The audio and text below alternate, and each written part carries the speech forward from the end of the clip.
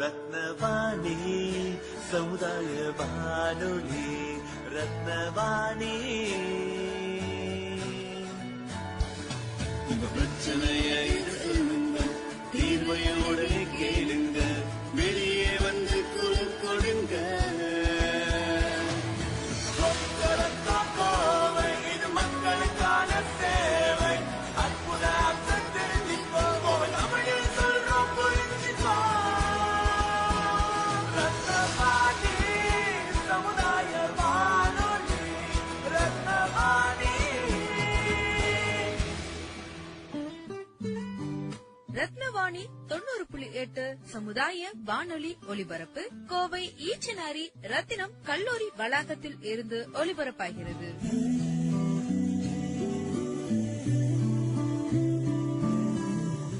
வணக்கம். ரத்தினவாணி 90.8 சமுதாய வானொலியின் ஆன்றோர்களுக்கான சிறப்பு நிகழ்ச்சி அனுபவ்.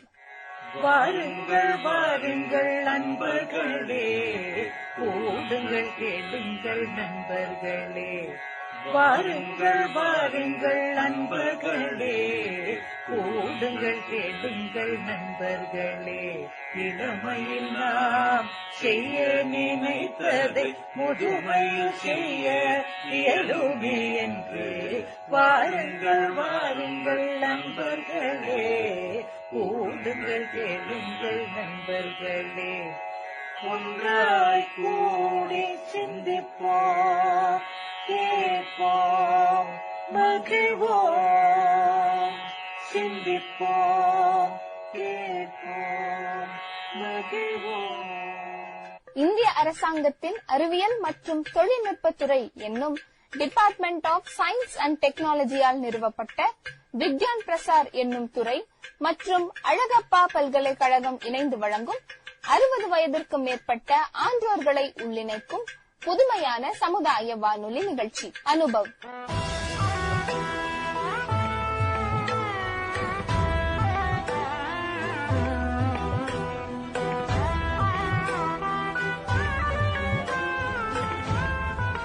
ரத்தினவாணி 90.8 சமுதாய வானொலி நேயர் கோவை ராமநாதபுரத்தை சார்ந்த திருமதி ரமா அவர்களின் தெனாலிராமன் சிறுகதை கதை கூறல். தெனாலிராமன் கதைகள். ஒருமுறை தெனாலிராமன் வாழ்கின்ற நாட்டு மன்னருக்கு அண்டை நாட்டு அரசர் ஒருவர் ஓலை அனுப்பியிருந்தார். மதிப்புக்குரிய ராஜாவுக்கு, உங்கள் நாட்டின் மேல் நான் போர் தொடுக்க உத்தேசித்துள்ளேன். 3வது பௌர்ணமி அன்று உங்கள் நாட்டிற்கு எதிராக போர் முரசு கொட்டப்படும். எனது நாட்டுப்படையை பற்றி நீங்கள் அறியாததா? நீங்கள் போருக்கு சம்மதமா? கத்தியின்றி ரத்தமின்றி போர் முடிய வேண்டும் என்றால் நீங்களும் உங்கள் நாடும் என்னிடம் தோல்வியை ஏற்றுக்கொண்டு நாட்டினை என்னிடம் கொடுக்க வேண்டும்.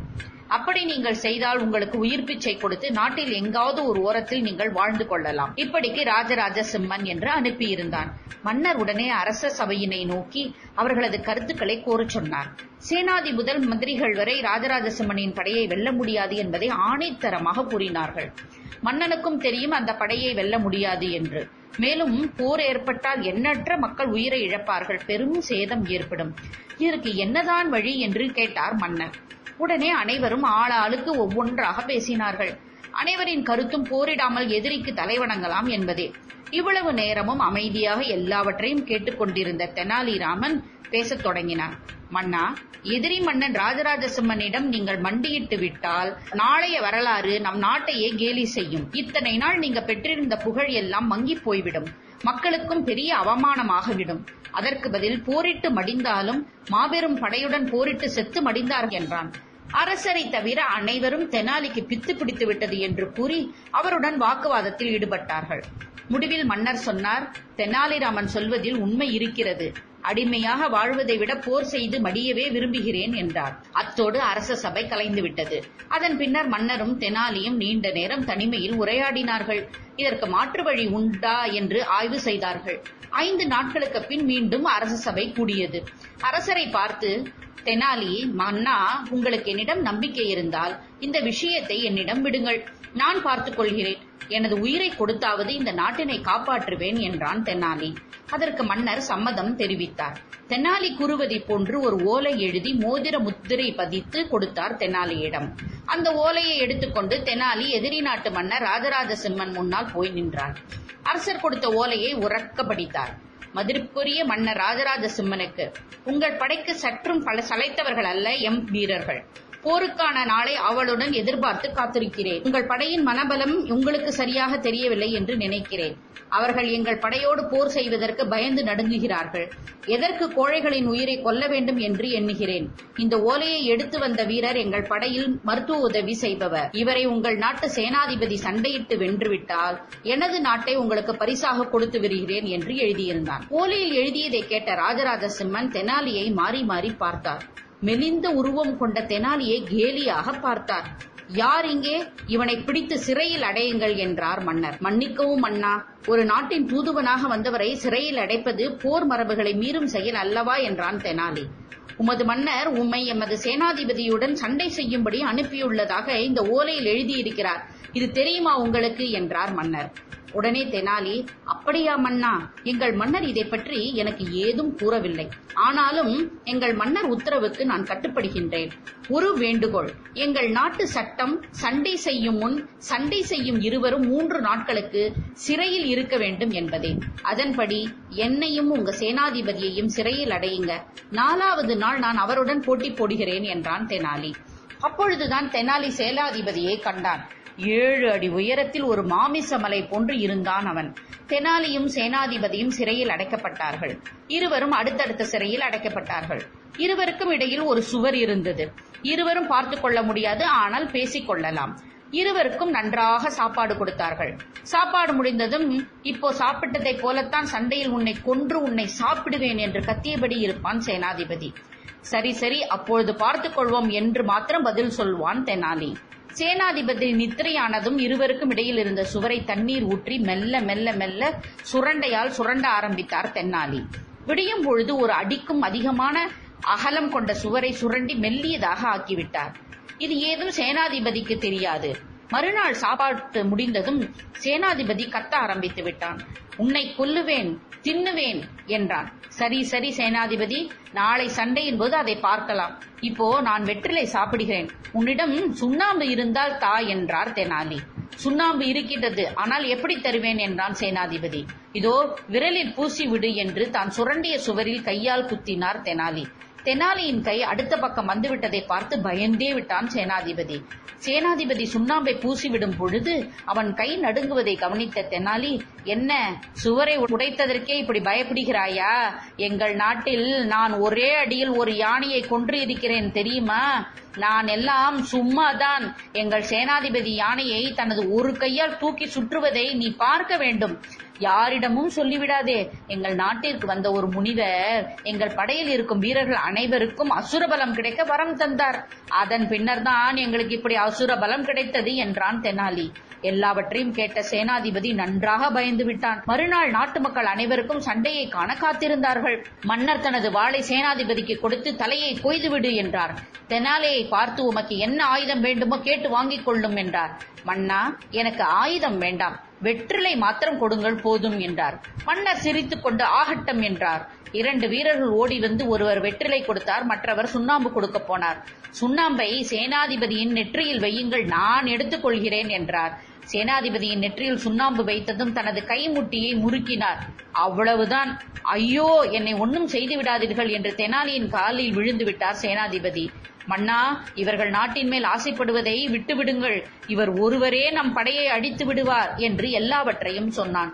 சுவரை போய் பார்த்த மன்னனும் உண்மை என்று நினைத்து விட்டார். ஒரு குதிரை வண்டியில் நிறைய பொற்காசுகளை தெனாலியின் மன்னருக்கு பரிசாக கொடுப்பதாகவும் தன்னை மன்னித்து விடும்படியும் மன்னர் ஓலை எழுதி தெனாலியிடம் கொடுத்து விட்டார். வெற்றியோடு நாடு திரும்பும் தெனாலியை வரவேற்க மன்னரும் மக்களும் எல்லையில் காத்திருந்தார்கள்.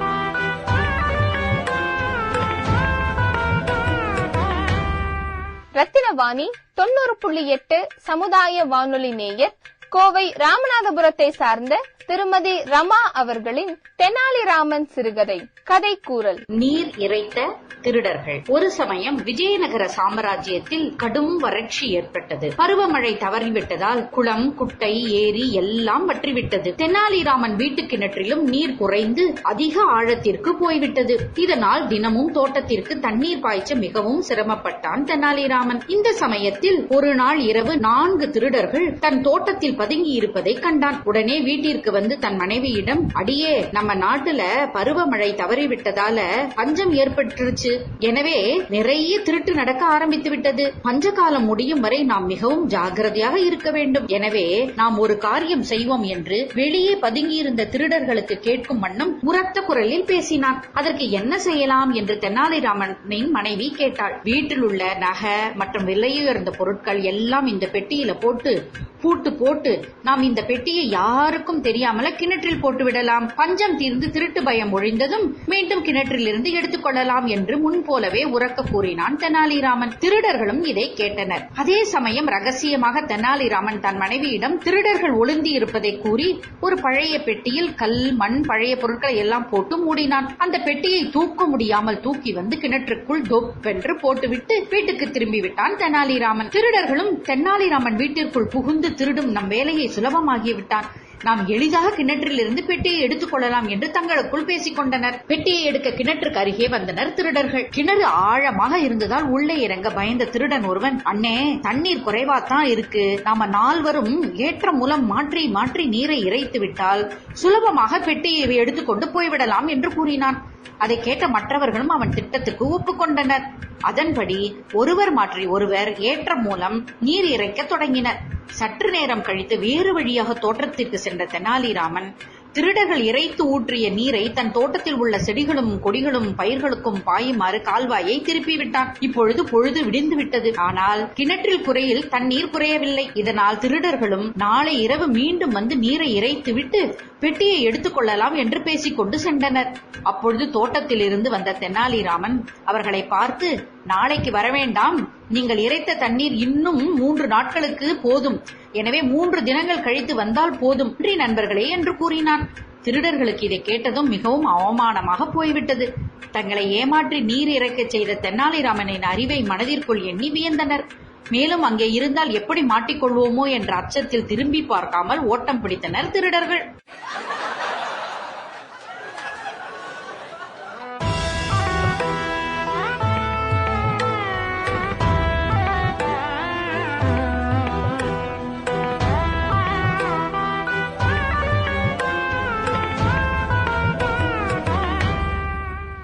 ரத்தினவாணி 90.8 சமுதாய வானொலி நேயர் கோவை ராமநாதபுரத்தை சார்ந்த திருமதி ரமா அவர்களின் தெனாலிராமன் சிறுகதை கதைக்கூறல். மன்னர் கிருஷ்ணதேவராயருக்கு பிறந்த நாள் விழா. நகரமெல்லாம் தோரணம், வீடெல்லாம் அலங்காரம். மக்கள் தங்கள் பிறந்த நாள் போல மன்னரின் பிறந்த நாளை மகிழ்ச்சியோடு கொண்டாடினர். முதல் நாள் இரவே வீதிகள் தோறும் ஆடல், பாடல் நிகழ்ச்சிகள், வான வேடிக்கைகள். வெளிநாடுகளில் இருந்து வந்த தும்துவர்களும் விருந்து ஏக தடபுடலாக நடந்தது.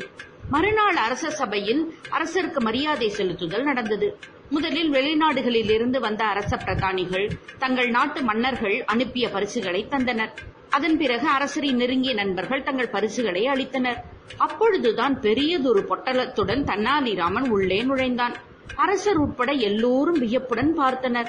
மற்றவர்களிடம் பரிசுகளை வாங்கி தன் அருகே வைத்த மன்னர் தெனாலிராமன் கொண்டு வந்த பரிசு பொட்டலம் மிகப்பெரியதாக இருந்ததால் அவையில் உள்ளவர்கள் ஆவலோடு என்ன பரிசு என்று பார்த்ததால் அந்த பொட்டலத்தை பிரிக்கும்படி தெனாலிராமனிடம் கூறினார் அரசர். தெனாலிராமன் தயங்காமல் பொட்டலத்தை பிரித்தான். பிரித்துக் கொண்டே இருந்தான்.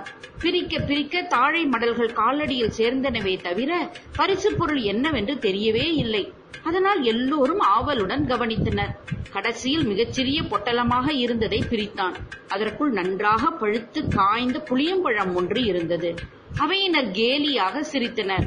அரசர் கையமர்த்தி சிரிப்பு அடங்கியவுடன், தெனாலிராமன் கொண்டு வந்த பரிசு சிறியதாக இருக்கலாம், ஆனால் அவன் கொடுக்க போகும் விளக்கம் பெரியதாக இருக்கும் அல்லவா என்று அவையினரை பார்த்து கூறிவிட்டு தெனாலிராமன் பக்கம் திரும்பி, ராமா, இந்த சிறிய பொருளை தேர்ந்தெடுத்ததின் காரணம் என்ன என்று கேட்டார். அரசே, ஒரு நாட்டை ஆளும் மன்னர் எப்படி இருக்க வேண்டும் என்ற தத்துவத்தை விளக்கும் பழம் இந்த புளியம்பழம் ஒன்றுதான். மன்னராக இருப்பவர் என்ற புளிய மரத்தில் காய்க்கும் பழத்தை போன்றவர். அவர் பழத்தின் சுவையைப் போல இனிமையானவராக இருக்க வேண்டும். அதே நேரத்தில் ஆசாபாசங்கள் என்ற புளியம்பழம் ஓட்டில் ஒட்டாமலும் இருக்க வேண்டும் என்பதை விளக்கவே இந்த புளியம்பழத்தை பரிசாக கொண்டு வந்தேன் என்றான். புளியம்பழமும் ஓடும் போல இருங்கள் என்றான். அவையினர் கைதட்டி ஆரவாரம் செய்தனர். மன்னர் கண்கள் படிக்க ஆசனத்தை விட்டு எழுந்து தெனாலிராமனை தழுவி, ராமா, எனக்கு சரியான புத்தி புகட்டினாய். ஒரு பிறந்தநாள் விழாவிற்கு இத்தனை ஆடம்பரம் தேவையில்லை என்று புகட்டினாய். பொக்கிஷ பணமும் பொதுமக்கள் பணமும் வீணாகும்படி செய்துவிட்டேன் என்று உணர்த்தி விட்டாய். உடனே விசேடங்களை நிறுத்துங்கள். இனி என் பிறந்த நாள் என்று அவசியமில்லாமல் பணத்தை ஆடம்பரமாக செலவு செய்யக்கூடாது என உத்தரவிட்டார். தெனாலிராமனின் துணிச்சலையும் சாதுரியத்தையும் எல்லாரும் பாராட்டினர். அரசர் தனக்கு வந்த பரிசு பொருட்களில் விலை உயர்ந்தவற்றை எடுத்து தெனாலிராமனுக்கு பரிசாக தந்தார்.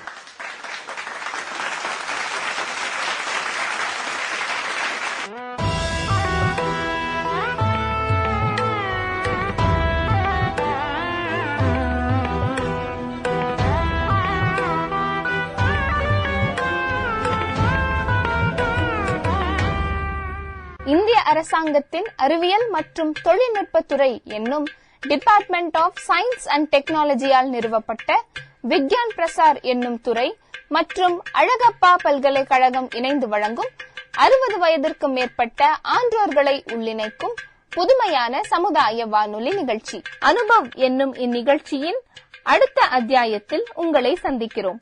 நன்றி, வணக்கம்.